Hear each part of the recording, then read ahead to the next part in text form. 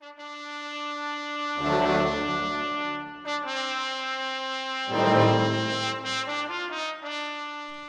teman-teman. Hai teman-teman. Yuk baca pantun rohani. Pantun rohani untuk hari ini, Kamis 14 Oktober 2021 dari Injil Lukas bab 11 ayat 47 sampai 54 Bersama saya Freda bersama Rere di Salatiga. dengan Feby di Surabaya.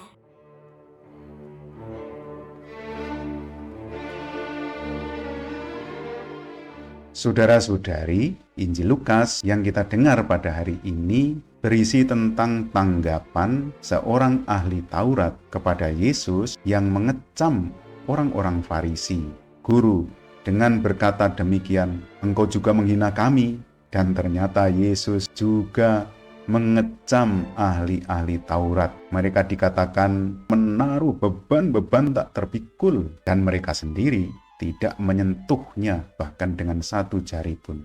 Mereka tidak ubahnya dengan nenek moyang mereka yang menolak utusan Allah karena sekarang mereka menolak Yesus.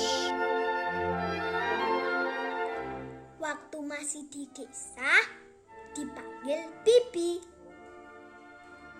Setelah di kota minta dipanggil Nyonya. Kamu membangun makam para nabi, padahal leluhurmu yang membunuhnya. Ahli-ahli Taurat itu diibaratkan oleh Yesus seperti orang-orang yang memegang kunci ilmu pengetahuan, akan tetapi tidak menggunakan kunci itu untuk masuk melalui pintu. Malahan orang-orang lain yang berusaha masuk melalui pintu itu dihalang-halangi. Barangkali mereka itu adalah orang-orang yang hafal ayat-ayat dalam kitab suci, tahu kutipan-kutipan baik perjanjian lama maupun perjanjian baru, akan tetapi hidup mereka tidak mencerminkan pesan-pesan iman, tidak solider atau berbagi dengan orang-orang yang miskin dan yang masih membutuhkan. Hidup mereka tidak mencerminkan kerahiman Allah. Jadi mereka ini sungguh-sungguh pakar. Tapi untuk apa kepakaran itu kalau bukan untuk hidup yang berguna bagi sesama, yang dapat menghantar sesama lebih dekat dengan Tuhan. Setelah sering melakukan kesalahan, tak boleh malu lagi untuk bertanya. Kau telah mengambil kunci pengetahuan, namun kau tak pernah masuk ke dalamnya. Rupanya mereka terjebak di dalam penampilan luar. Apapun yang mereka lakukan itu dimotivasi semata-mata untuk dilihat dan dipuji oleh orang lain. Tidak muncul dari luapan isi hati yang ingin mengasihi Tuhan dan mengasihi sesama. Memang dengan menjaga penampilan luar, barangkali manusia bisa tertipu.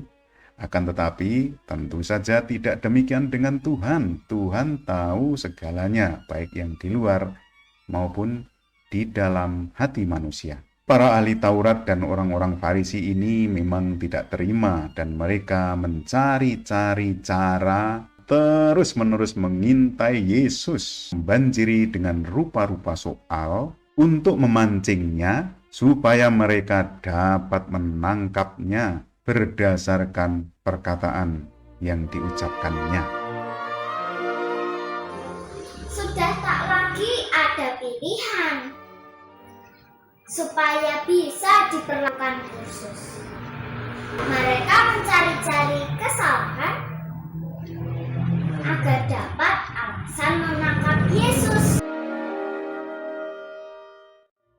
Saudara-saudari yang terkasih di dalam Yesus Kristus, kisah Yesus di dalam Injil hari ini menunjukkan fakta bahwa perbuatan baik, pengorbanan diri untuk kepentingan orang lain belum tentu disambut dengan senyuman, dengan pujian, dengan penerimaan. Sebaliknya, orang dingin-dingin saja menanggapinya. Ada yang menghindar, mengeluarkan kritik-kritik yang tajam, bahkan memusuhi dengan kemarahan.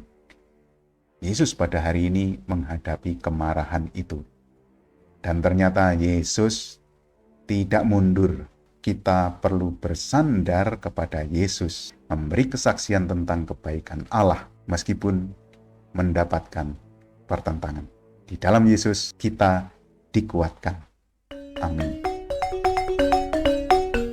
Et benedictio Dei omnipotentis, Patris, et Filii, et Spiritus Sancti, descenda super vos et maneat semper. Semangat pagi. Yesus pun akan mengenal kita bila kita berlaku munafik. Selamat